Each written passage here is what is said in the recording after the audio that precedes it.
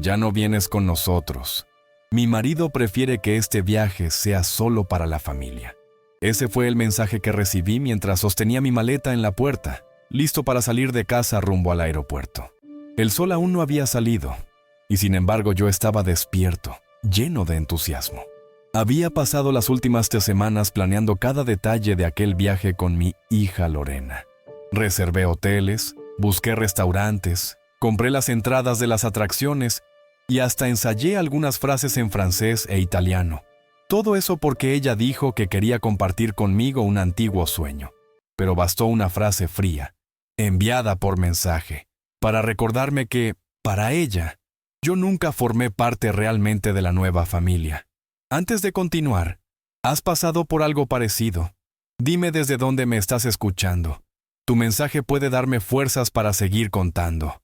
Porque aquella mañana me congelé, literalmente. Me quedé parado unos buenos segundos con el móvil en la mano, como si no supiera qué hacer con aquel golpe que venía disfrazado de preferencia del marido. Lo peor es que los dos sí iban, pero con los suegros, o sea, había espacio para más gente. Solo que no había espacio para mí. ¿Y sabes qué fue lo que más me dolió? Fui yo quien financió ese viaje. Billetes, alojamiento, hasta los seguros de salud. Hice todo con la idea de acercarnos. Y, al final, fui excluido como si fuera un extraño. En la maleta había doblado cuidadosamente mis mejores ropas. Incluso había separado la camisa que mi esposa, fallecida hace 6 años, me regaló en nuestro último aniversario juntos.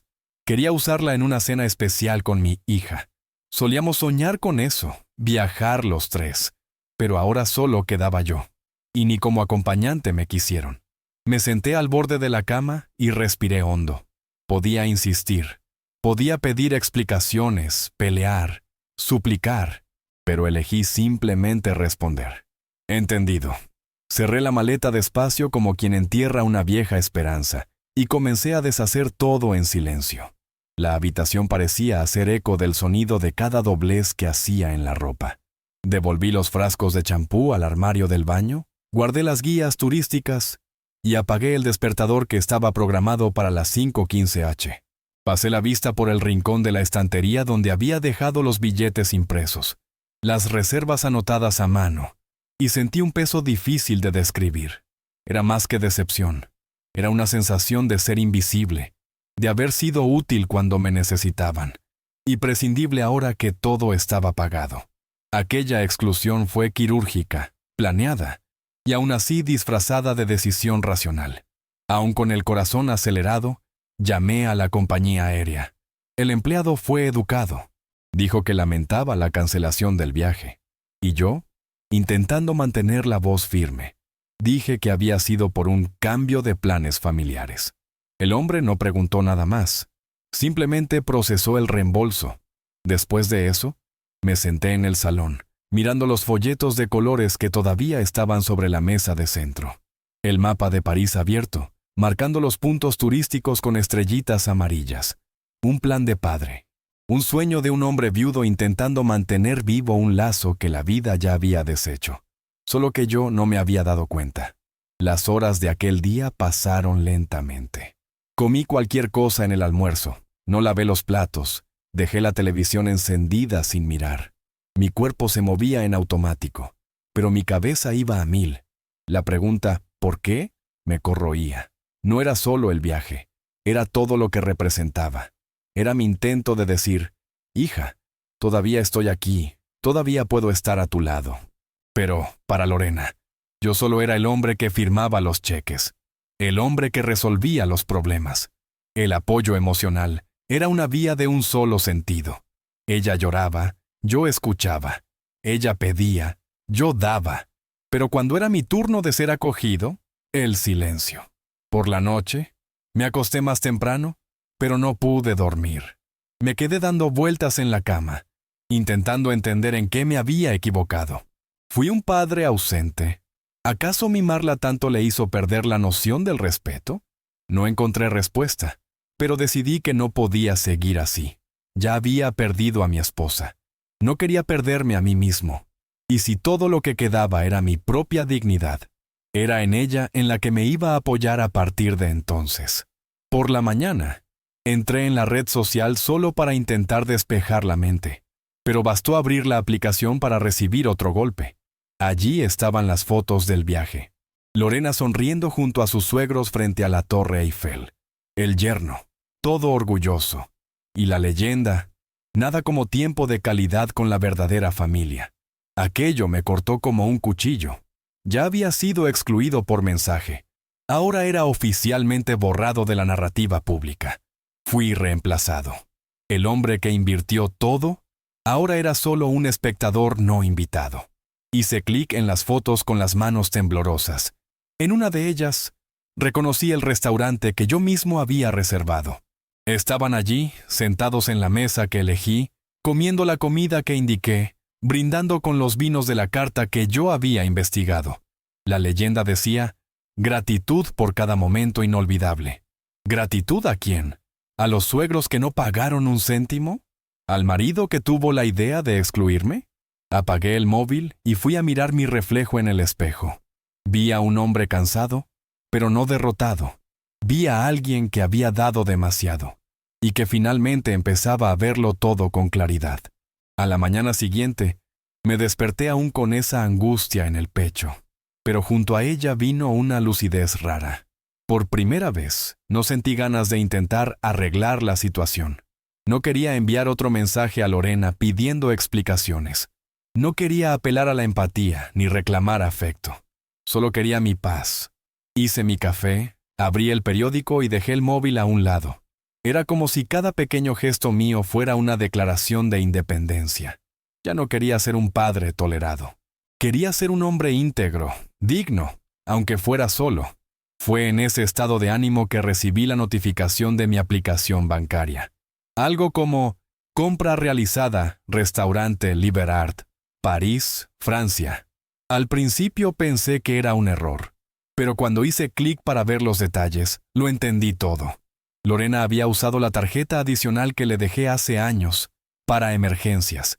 Ella sabía que todavía tenía acceso a mi cuenta, y la usó, para pagar almuerzos, compras, hoteles, entradas. Allí estaban todos los cargos, uno tras otro, como bofetadas en la cara. El viaje del que me excluyeron estaba siendo financiado por mí, incluso después de mi partida. En ese instante, algo dentro de mí se rompió. Una parte antigua, que todavía insistía en creer que todo era un malentendido, murió allí, porque ya no se trataba de dolor, se trataba de falta de respeto. No bastaba con ser descartado, sino que además sería usado como patrocinador. Querían mi ausencia física, pero no la financiera. Y ese tipo de abuso, aunque disfrazado de costumbre, es lo que destruye cualquier relación. Me levanté de la mesa, caminé hasta mi despacho y abrí el portátil. Fui directo al menú de acceso autorizado. Su nombre todavía estaba allí. Por unos segundos, dudé. No era fácil cortar ese lazo. Al fin y al cabo, después de todo, era mi hija, pero esa cuenta era mía. La jubilación era mía, y la decisión, por primera vez en años, también sería mía. Hice clic en Eliminar acceso.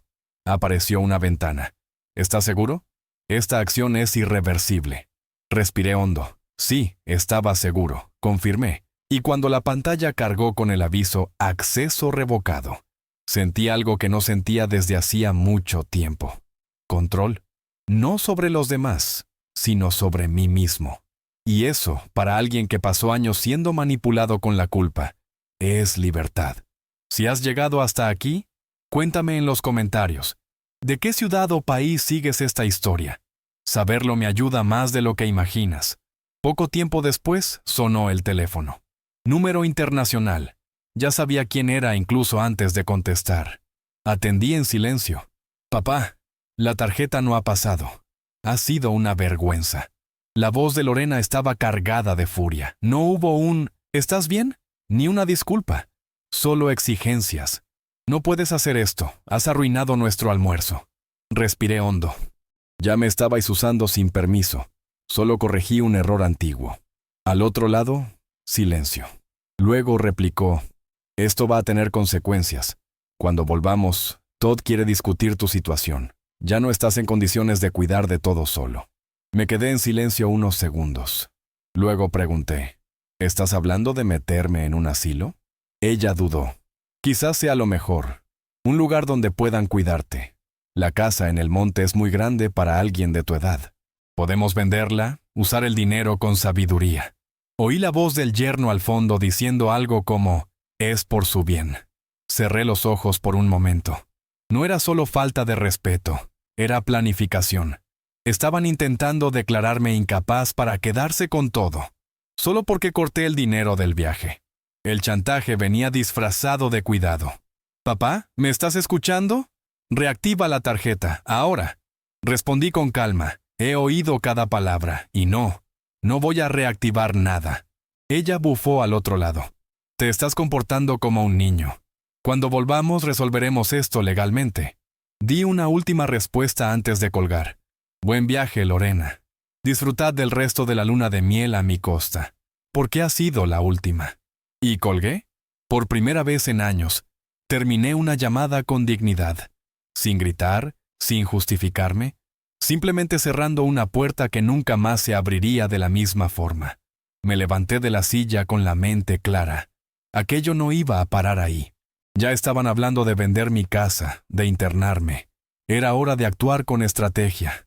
Fui al archivo donde guardaba documentos antiguos y saqué de allí el contrato de compra del inmueble donde vivían Lorena y Todd.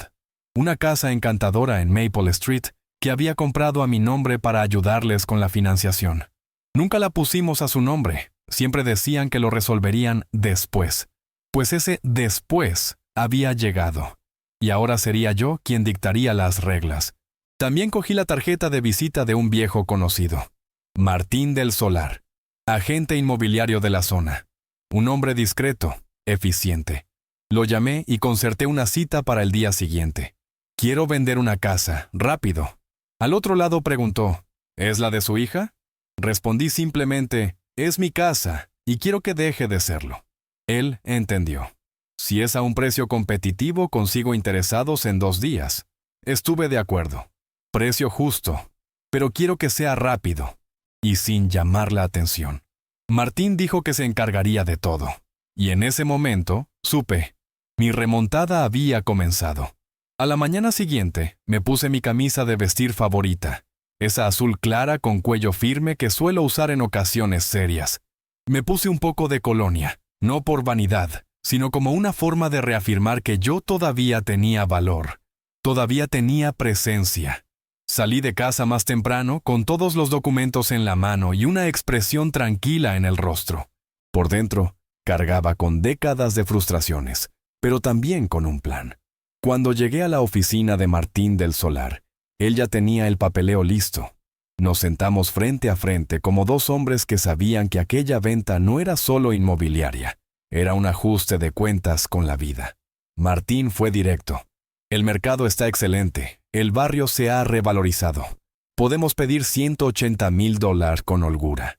Recordé que había comprado la casa por $130,000 2 años antes. Todo pagado al contado, con parte de mi jubilación y el resto de la herencia de mi esposa, que quería ver a nuestra hija con el futuro garantizado. Me tragué el dolor de ese recuerdo. Puedes anunciarla hoy mismo, Martín, y si aparece un comprador serio, cierra el trato sin dudarlo. Él sonrió con respeto. ¿Estás seguro? La certeza es lo único que me queda ahora. Firmé los papeles con calma y dejé la llave de repuesto sobre la mesa. Al salir de la oficina, caminé por algunas calles del centro del monte. Pasé por una plaza donde solía llevar a Lorena a jugar cuando era pequeña. Vi a niños corriendo, madres riendo, señores jugando al dominó. La vida seguía. Y yo allí, un hombre de 65 años, reconstruyendo su lugar en el mundo después de ser excluido de su propia familia. Pero a diferencia de otras veces, no sentí amargura. Sentí fuerza, porque ahora no estaba intentando demostrar mi valía. Simplemente estaba recuperando lo que era mío por derecho. El respeto, el silencio y la autonomía. 2 días después sonó el teléfono. Era Martín, emocionado. Raúl, ha aparecido una pareja muy interesada. Son jóvenes, sin hijos. Se han mudado recientemente a California y quieren empezar su vida aquí. Les ha gustado la casa y quieren cerrar el trato al contado. Hemos hecho una buena negociación. $185,000. Me quedé en silencio por un momento. Era más de lo que esperaba. ¿Y cuándo quieren mudarse? Este fin de semana. Están en un alquiler temporal y quieren irse pronto. Respiré hondo. Entonces, cerremos el trato. Martín aseguró que se encargaría de todo y yo colgué sintiendo una satisfacción que hacía tiempo que no sentía. A la mañana siguiente, fui a una cafetería del barrio y pedí mi pan con mantequilla y café solo. Mientras esperaba, hojeé el periódico y dejé que mi mente divagara. Pensé en las fotos del viaje, en las sonrisas falsas, en los cargos en mi tarjeta. Pensé en las noches en que hice de niñero de los hijos de Todd para que ellos pudieran salir, en las cenas que preparé, en las veces que pagué sus facturas de la luz a escondidas para evitar peleas. Y pensé que, durante mucho tiempo, me mantuve en ese ciclo creyendo que eso es lo que hacen los padres. Pero los padres también tienen límites y dignidad. Volví a casa y organicé mis documentos. El papeleo de la venta, la escritura de mi propia casa, mis extractos bancarios. Preparé todo como si fuera a presentarme ante un juez. Solo que, esta vez, el juez era mi conciencia. A continuación, contacté a una empresa de mudanzas. Necesito vaciar una casa en Maple Street. Los dueños están de viaje. Quiero todo embalado con cuidado y llevado a un guardamuebles. ¿Se puede hacer mañana temprano? Al otro lado, el hombre respondió: «Claro que sí. Tenemos equipo disponible. Solo necesito la dirección y la autorización». Confirmé todo. Llegarían a las 8:00 de la mañana. Antes de colgar, el empleado preguntó: «¿Va a supervisar usted el proceso?» «Sí», respondí. «Quiero ver todo salir con mis propios ojos». Después llamé a un guardamuebles de la ciudad y alquilé un trastero grande por 3 meses. «El primer mes está incluido», dijo la empleada. «Excelente». Todo estaba en su sitio. Tenía el comprador. Tenía los documentos. Tenía la llave. Y ahora, tendría la casa vaciada antes de que ellos volvieran de París, con las maletas llenas, y el corazón aún más vacío. Porque en esta historia, quien volvería de viaje sin techo, ya no era yo. Aquella noche, dormí como hacía mucho tiempo que no dormía. Me desperté antes que el despertador, me duché, me puse mis pantalones de trabajo y un suéter gris. Era la misma ropa que usaba cuando dirigía obras hacía 20 años. Me miré en el espejo y vi allí al mismo hombre, firme, discreto, determinado. A las 7:45, aparqué en la puerta de la casa de Maple Street. Los muebles caros todavía estaban en su lugar, la decoración de revista aún intacta, pero todo aquello era un decorado. Nada de eso tenía alma. Los chicos de la mudanza llegaron puntuales, y empezamos la operación. Dirigí cada caja, cada pieza. Quise embalar las fotos de familia con mis propias manos. Curiosamente, en muchas de ellas, yo ni siquiera aparecía. Los portarretratos exhibían sonrisas de Lorena con sus suegros, fiestas de cumpleaños donde apenas se me mencionaba. Pasé los dedos por una foto de su graduación. Recordé que fui yo quien pagó toda esa universidad. La matrícula, el alquiler, los libros. Pero en aquella casa, mi rostro era solo un detalle en segundo plano cuando aparecía. Miré al chico de la mudanza y le dije: «Esa caja puede ir al guardamuebles. Todo va al guardamuebles». Cuando terminamos el trabajo, el camión ya estaba lleno. La casa parecía hacer eco. El silencio de las habitaciones vacías decía más que cualquier discurso. Cerré la puerta con la llave de repuesto. Miré a mi alrededor una última vez y seguí al camión hasta el guardamuebles. Entregué los documentos, pagué el mes por adelantado y pedí que todo fuera almacenado con cuidado. El empleado me dio el número del trastero, 37B. Salí de allí con la sensación de misión cumplida y con un sobre en la mano. Dentro de él, dejé el comprobante del alquiler del guardamuebles, con la dirección y las instrucciones. Era para ellos. Cuando volvieran, lo sabrían. 2 días después, aparqué discretamente al otro lado de la calle de la casa de Maple Street. Ya era el final de la tarde del domingo, y la nueva pareja, los compradores, estaban llegando con un camión de mudanzas. Jóvenes, sonrientes, el hombre con una gorra hacia atrás, la mujer con una planta en los brazos. Vi cuando abrieron la puerta de la casa con la llave que les entregué en la inmobiliaria. El chico levantó la cabeza y vio el cielo del monte despejándose después de una mañana nublada. Los dos parecían estar empezando su vida, una vida limpia, sin mentiras. Eso me dio paz. Fue entonces cuando el taxi aparcó. Primero bajó Todd, mirando el frente de la casa con expresión confusa.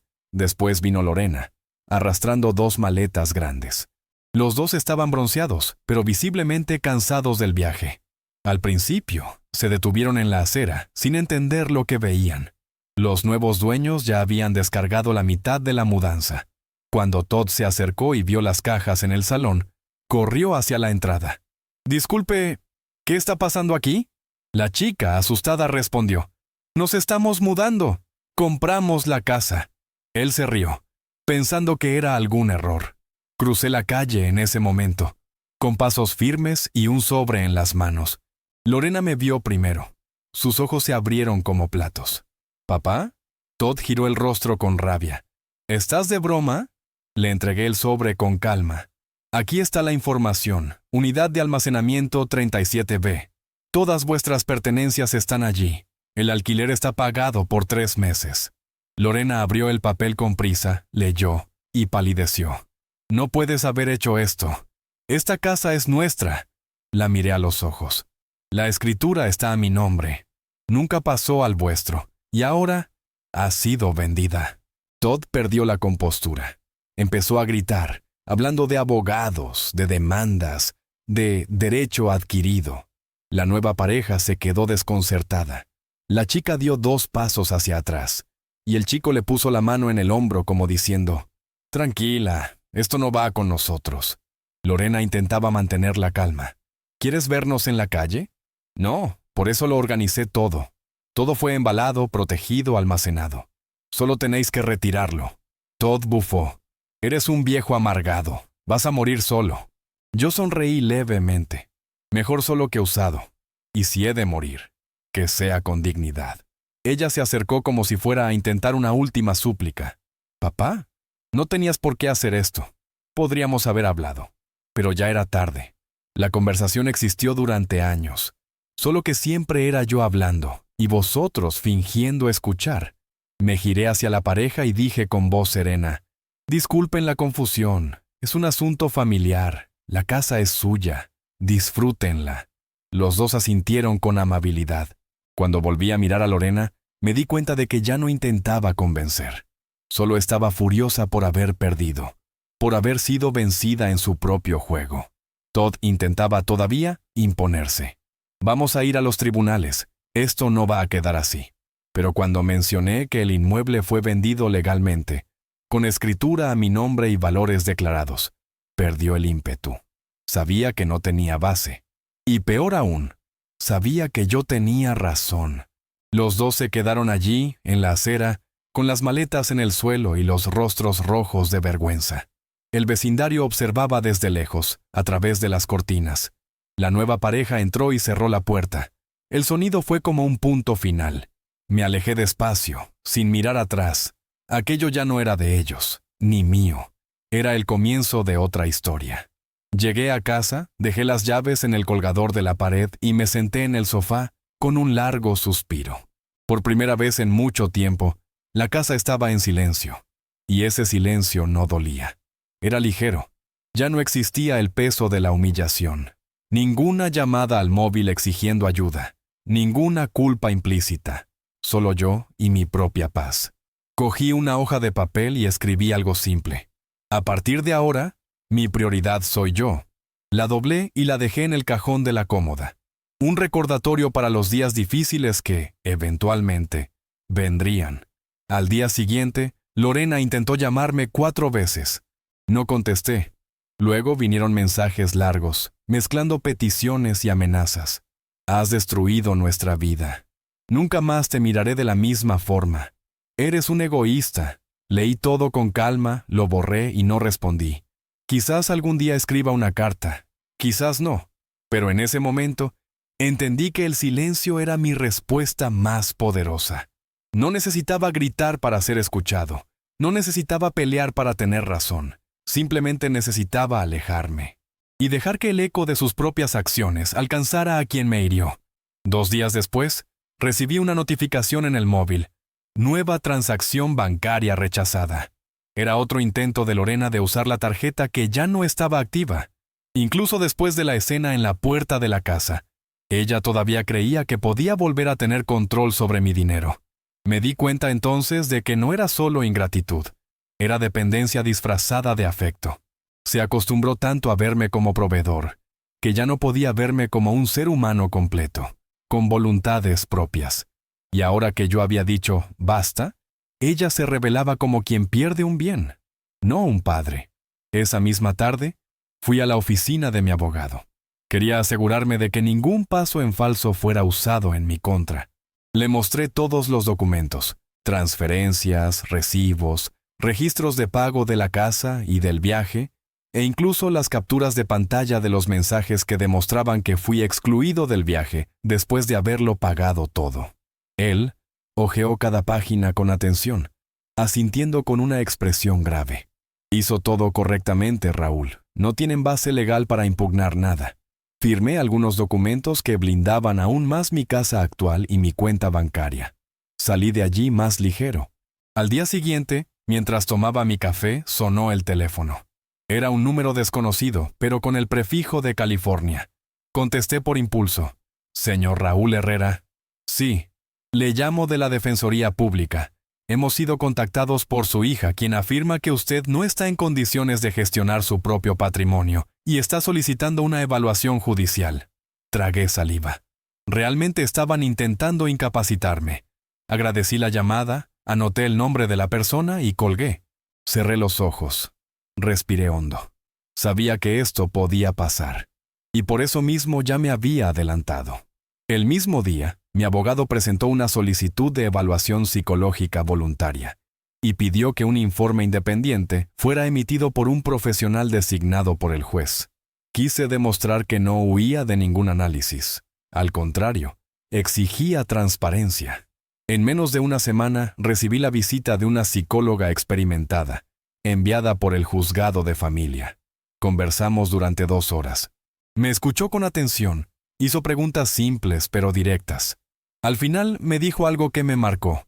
«Usted parece más lúcido que muchos hijos que intentan tomar decisiones por padres sanos». El informe fue enviado al tribunal y, pocos días después, la demanda de incapacitación fue archivada. La justificación del juez fue breve y firme. No hay indicios de incapacidad. El demandante ha demostrado pleno dominio de sus decisiones y capacidad para proteger su patrimonio. Mi abogado me llamó para darme la noticia. Victoria total, Raúl, sin posibilidad de recurso. Agradecí con un nudo en la garganta. Era más que un proceso cerrado. Era la confirmación legal de algo que ya sabía.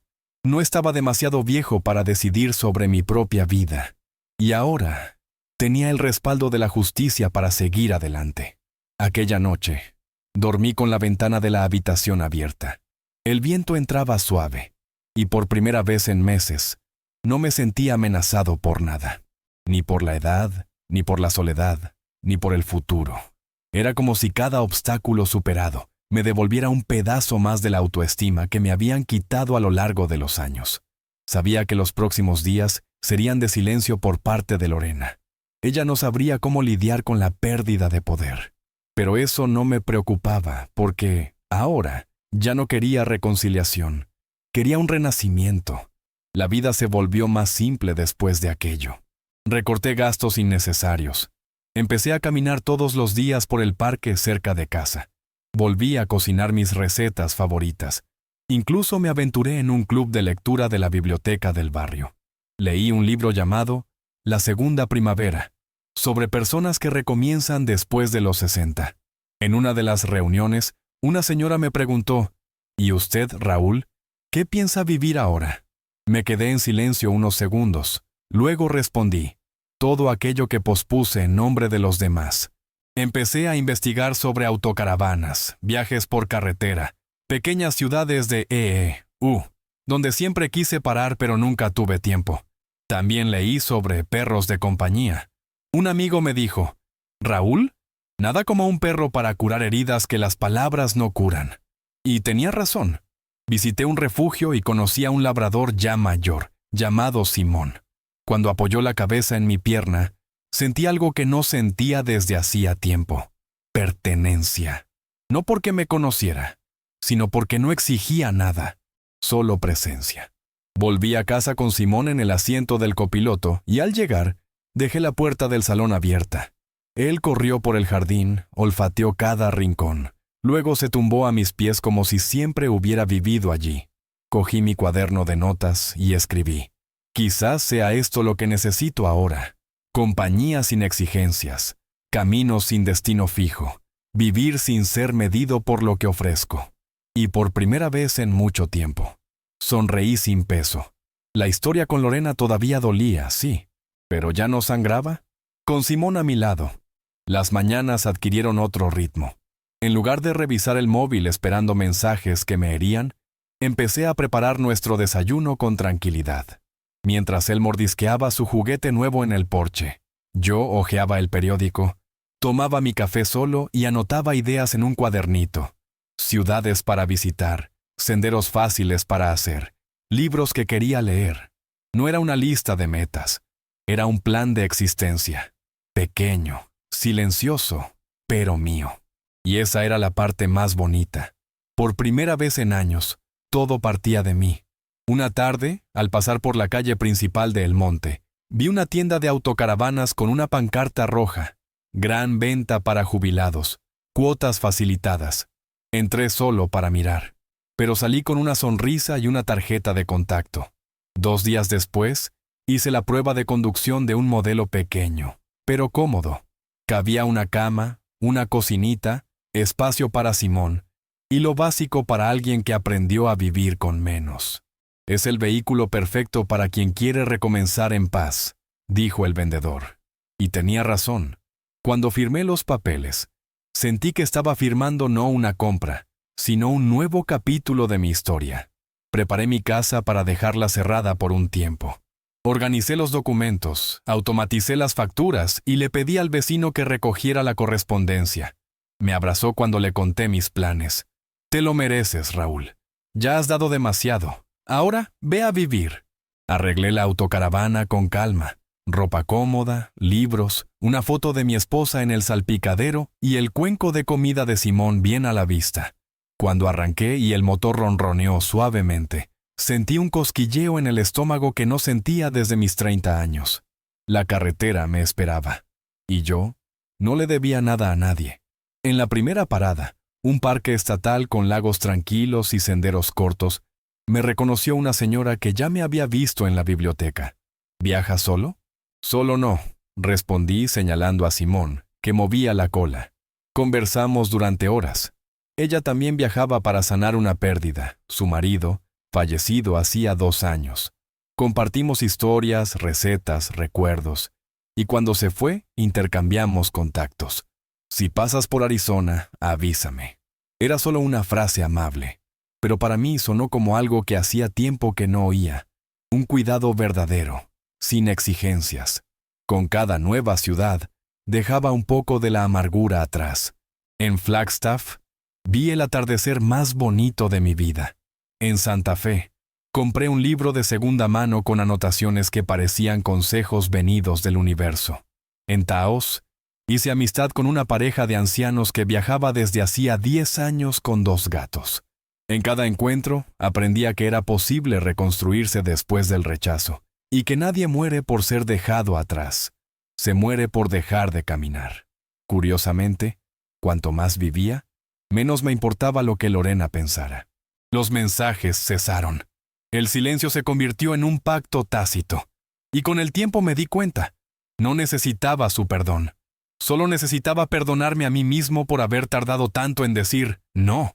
Y ahora, cada kilómetro recorrido era una prueba viva de que no era demasiado tarde. A los 65 años, no estaba al final del camino. Apenas estaba empezando a conducir por él con mis propias manos en el volante. En una mañana helada en Colorado Springs, detuve la autocaravana junto a un mirador. El cielo estaba despejado, el aire limpio, y Simón corrió por la fina nieve como si hubiera reencontrado su infancia. Me senté en una silla plegable, puse un café a calentar y escribí otra página de mi diario de viaje. Empecé así. Fui expulsado de una vida que yo mismo construí, pero no salí derrotado, salí libre. Y mientras escribía, sentí que esa frase podría convertirse en una dedicatoria para cualquier padre que alguna vez haya sido tratado como una carga. Un recordatorio de que el amor verdadero nunca exige humillación. La noche siguiente, paré en un pequeño camping con área para autocaravanas. Había un grupo tocando la guitarra alrededor de una hoguera. Me invitaron a sentarme. Conté un poco de mi historia, sin dar nombres. Un señor con gorra dijo, «¿Sabe, Raúl? Usted no perdió a su familia. Solo perdió a quienes fingían serlo». Y aquello me golpeó de lleno, porque en el fondo era exactamente eso. Lorena dejó de ser mi hija cuando pasó a verme solo como un recurso. Lo que yo estaba haciendo ahora era recordar quién siempre fui. Un hombre simple, justo, y que no nació para ser descartado. A la mañana siguiente, al mirar en el espejo de la autocaravana, noté algo diferente. No era juventud recuperada, ni músculos más firmes. Era la mirada. Un brillo de ligereza que no veía desde que enterré a mi esposa. Un brillo que decía, «Estás vivo, y estás haciendo que cada segundo valga la pena». Simón saltó al asiento, listo para seguir viaje. Arranqué el motor con la serenidad de quien ya no esperaba aplausos ni regresos. Solo la carretera, el cielo abierto, y la certeza de que mi historia finalmente me pertenecía. Fue en una parada cerca de Albuquerque donde sucedió algo inusual. Simón y yo estábamos sentados en un banco de madera, observando el atardecer, cuando oí que alguien me llamaba. «Señor, Raúl Herrera». Me giré despacio sin reconocer la voz de inmediato. Era una chica con uniforme de asistencia social, joven, amable. «Disculpe que le moleste. ¿Tiene usted un nieto llamado Matías?» Mi corazón dio un salto. Tuve poco contacto. Es hijo de Lorena. La chica asintió. Él pidió ayuda para localizarlo. Tiene 16 años y... bueno, le gustaría verlo. Aquello me dejó en silencio durante largos segundos. No veía a Matías desde que tenía 10 años. Después de eso, Lorena empezó a dificultar los encuentros. Decía que estaba ocupado, que tenía deberes, viajes, compromisos, hasta que un día dejó de hablar de él. Siempre imaginé que sería influenciado por su madre y que, quizás, me olvidaría con el tiempo. Pero ahora, él mismo quería verme. Pregunté dónde estaba. «Está alojado en casa de un amigo aquí cerca. Vino por su cuenta. Dijo que necesitaba entender lo que pasó». Se me llenaron los ojos de lágrimas. Respiré hondo. Quiero verlo, sí. Nos encontramos al día siguiente, en un parque tranquilo de la ciudad. Estaba más alto, delgado, pero con los mismos ojos curiosos que tenía de pequeño. Cuando me vio, vino hacia mí sin dudar. No me abrazó de inmediato. Solo se quedó mirándome. «Desapareciste, abuelo». «No, hijo. A mí me hicieron desaparecer». Pareció entender. Nos sentamos en un banco y conversamos durante horas. Me contó que, en los últimos meses, había oído a sus padres discutir mucho, que encontró papeles antiguos de la venta de la casa, leyó mensajes y extractos bancarios. Fui armando el rompecabezas solo, y me di cuenta de que lo que te quitaron fue mucho más que un inmueble. Aquello me golpeó con una fuerza que no esperaba. No estaba allí pidiendo respuestas, estaba ofreciendo comprensión. «No quiero vivir como viven ellos, abuelo. Por eso vine». Le tomé la mano y le dije lo que guardé durante años. «No estás obligado a repetir los errores de nadie. Y yo tampoco estoy obligado a aceptar la falta de respeto solo porque soy padre». Conversamos hasta que se puso el sol. Conoció la autocaravana, jugó con Simón, y antes de irse, me miró con los ojos llorosos.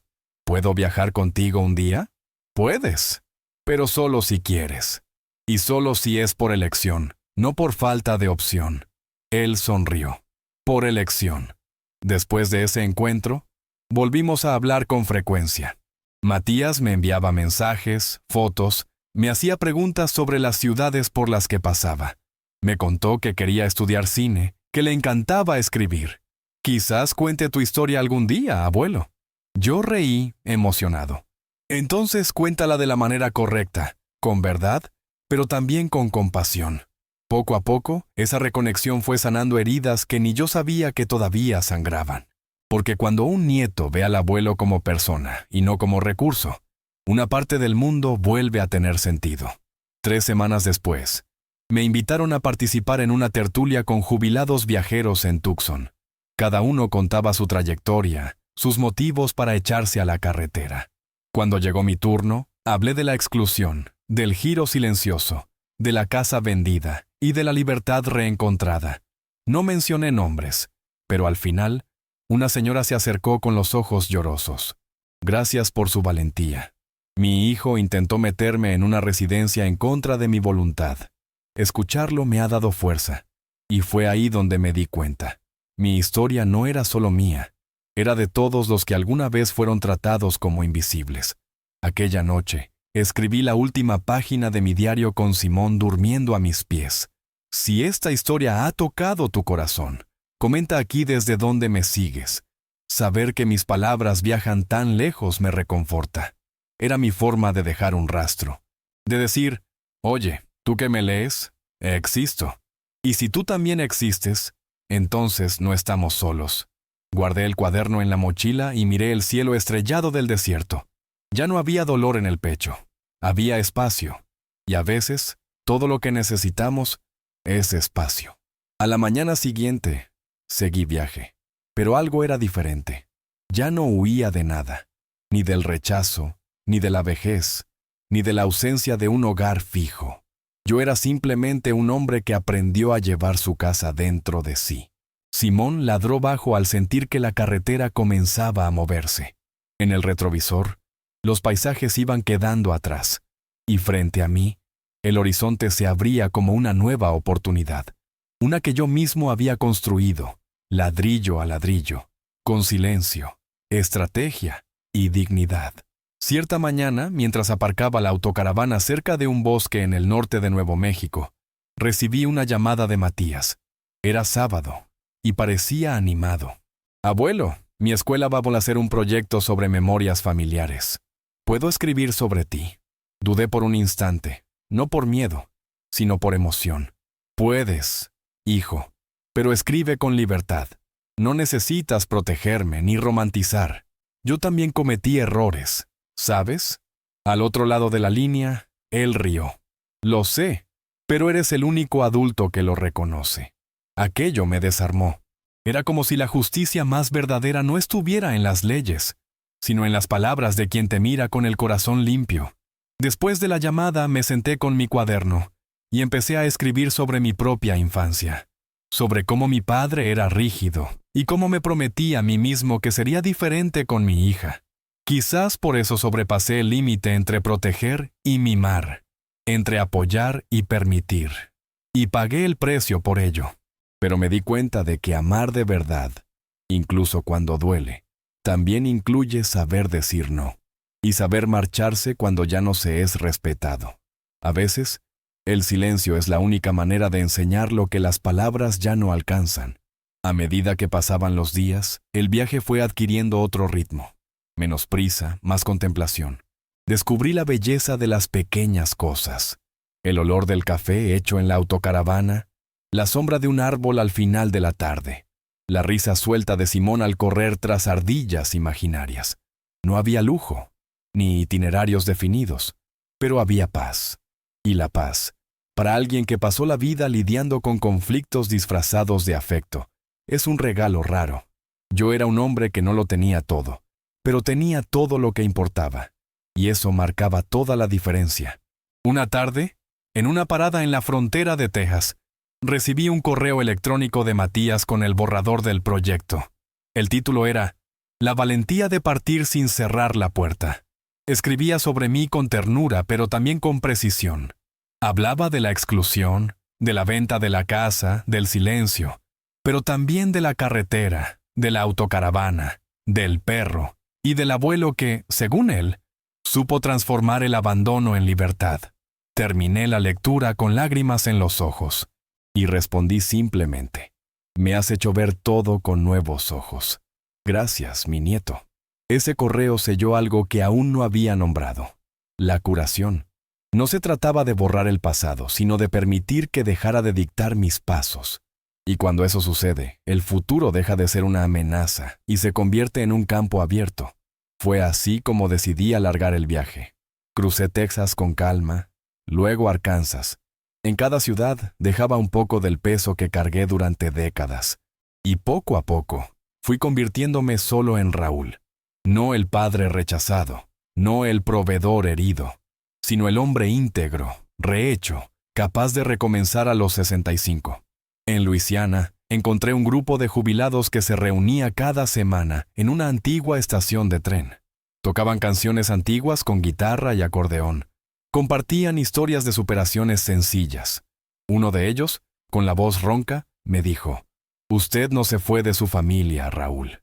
Fue al encuentro de sí mismo». Esas palabras me acompañaron durante días. Y en una gasolinera escribí en el espejo de la autocaravana con un rotulador: «Quien descubre su propia compañía nunca más acepta estar mal acompañado». Era un recordatorio y también un escudo.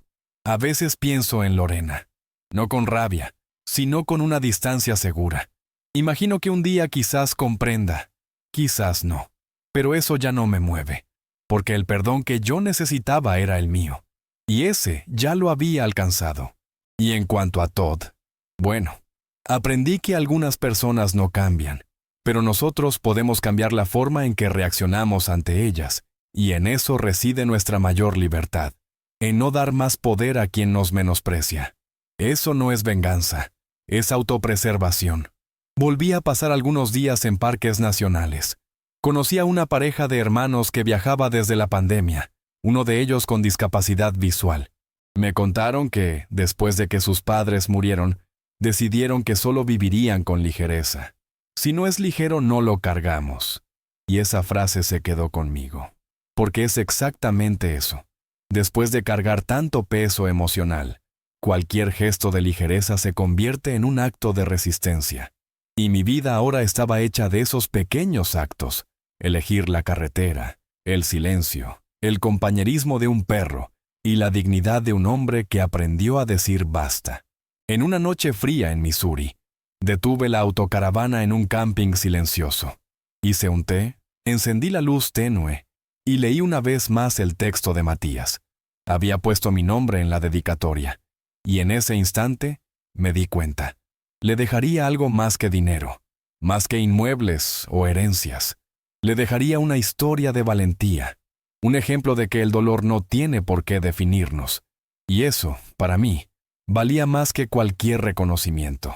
Porque si un día él también es excluido, que se acuerde del abuelo que no lloró para volver, sino que caminó para recomenzar.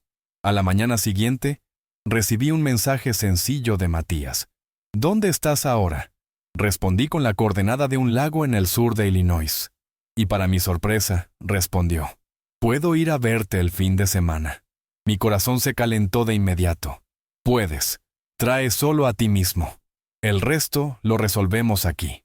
Y fue así como, 3 días después, vi a mi nieto llegando en autobús, mochila a la espalda, el rostro más ligero que nunca. Miró la autocaravana con ojos brillantes. «Es más pequeña de lo que imaginaba». Sonreí. «Pero tiene espacio para lo que importa». Acampamos bajo un gran árbol, con vistas al lago. Hicimos arroz con lentejas en la cocinita de la autocaravana, y él lo elogió como si fuera un banquete. Por la noche hablamos de todo: películas, futuro, dudas, inseguridades. Me preguntó: «¿Crees que mamá lo entenderá algún día?». Pensé con calma antes de responder: «No lo sé, hijo, y la verdad es que no puedo vivir esperando eso. Pero si algún día quiere hablar, estaré aquí. No por obligación, sino por elección». Él se quedó en silencio y luego dijo: «Ojalá ella escuchara lo que acaba de decir». Al día siguiente, fuimos a caminar por un sendero corto. Simón corría adelante y Matías se detenía para hacer fotos con el móvil. Cuando volvimos, me mostró una de las imágenes. Era yo, sentado a la orilla del lago, mirando el horizonte. «Esta foto irá en mi trabajo». Reí. «Al menos avisa que no soy modelo profesional». «Pero lo eres, abuelo. Modelo de valentía». Esas palabras se quedaron conmigo hasta la noche. mientras él dormía acurrucado en una manta en el asiento junto a Simón. La autocaravana, apretada, estaba llena de lo que más faltó en la casa de Maple Street: presencia real. El domingo, llevé a Matías a la estación de autobuses. Me abrazó fuerte y dijo: «Quiero volver pronto. Estaré por ahí en la carretera. Avísame cuando quieras, la carretera es nuestra». Después de que se fuera, me quedé con el corazón lleno y en calma.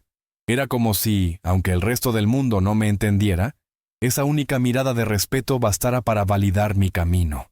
Y eso es lo que, en el fondo, todo padre necesita: saber que no vivió en vano, que su amor, incluso cuando fue usado, dejó un rastro. Y ahora, ese rastro estaba sirviendo para guiar a alguien hacia su propio valor. Conduje durante horas esa tarde, cruzando fronteras estatales sin prisa, la música sonando bajo, Simón durmiendo tranquilo, y yo, pensando en lo impredecible que es la vida. Empecé este viaje con rabia, con dolor, con indignación, y ahora seguía en paz, porque descubrí que no necesito que todos me pidan perdón para sentirme libre. Solo necesito alejarme de lo que me hunde y acercarme a lo que me levanta. Y si eso viene en forma de carretera, de silencio o de un nieto, bienvenido sea. Porque al fin y al cabo, vivir bien es un derecho, y nadie tiene el poder de quitárnoslo sin nuestro consentimiento. Ya cerca de Kentucky, paré para repostar y me di cuenta de que una pareja más joven me observaba. Se acercaron despacio. «Disculpe, pero ¿es usted quien aparece en el blog de viajes de Matías Herrera?». Me eché a reír. «Soy yo, y este es Simón». La chica sonrió. Admiramos su historia. Hizo que mi padre se replanteara muchas cosas. Incluso llamó a su hermano, con quien no hablaba desde hace años. Me emocioné allí mismo, no porque quisiera fama, sino porque me di cuenta de que mi historia se había convertido en algo más grande que yo. Ahora tocaba otras vidas, y quizás esa fuera la forma más bonita de existir. Esa noche escribí una última página en mi diario, antes de empezar un cuaderno nuevo. No fui vencido, fui revelado. Lo que me quitaron, lo recuperé en silencio. Lo que intentaron callar, floreció en la carretera. Y al escribir eso, entendí: no se trata de finales felices, sino de finales justos. Y el mío, aunque no tenga abrazos de hija ni fiestas familiares, tenía paz. Tenía un perro durmiendo a mis pies, un nieto con quien comparto la carretera, y un horizonte que me recibe sin exigir explicaciones. Volví a pasar por el monte meses después, solo para recoger algunos documentos. No llamé a nadie. Simplemente aparqué, recogí lo que necesitaba y me fui. Mientras cruzaba la calle, vi la casa de Lorena a lo lejos. Estaba en venta de nuevo. Un agente inmobiliario tomaba fotos de la fachada. No sentí rabia, ni pena, solo una certeza: nada de lo que me fue arrancado vale más que lo que construí por mí mismo.